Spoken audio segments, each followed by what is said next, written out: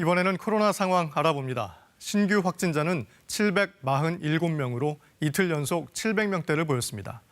인구 대비 백신 접종률은 7.2%입니다. 고령층과 교사들의 백신 사전 예약은 하루 새 112만 명을 기록했습니다. 이런 가운데 요양병원과 시설에서는 아스트라제네카 2차 접종이 시작됐습니다. 2차 접종을 맞고 2주가 지나면 접종 완료자가 돼 대면 접촉 면회도 가능합니다. 민정희 기자가 보도합니다. 지난 2월 말 국내에서 처음으로 코로나19 백신을 맞았던 환자와 병원 직원들이 다시 접종에 나섰습니다. 요양병원과 요양시설 관련자 92만 6천여 명에 대한 아스트라제네카 2차 접종이 오늘부터 시작된 겁니다. 1차 접종 후 부작용이 있었나요? 특별한 부작용은 없었습니다. 접종 후 30분간 기다리며 증상을 살핍니다.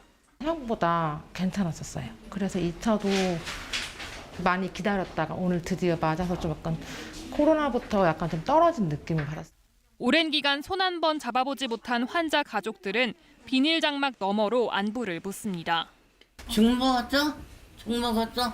정부가 2차 접종까지 마치고 2주가 지난 접종 완료자에 대해 대면 접촉 면회를 허용하는 걸 검토하고 있는데 가족들의 기대는 어느 때보다 큽니다.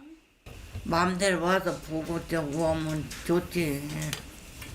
지금 마음대로 와도 보지도 못하고 맨날 이렇게 가로막고 만지도 못하고 저거 속상해서 죽겠지. 오는 27일부터는 요양병원 환자가 아닌 일반 고령자들도 접종을 시작합니다.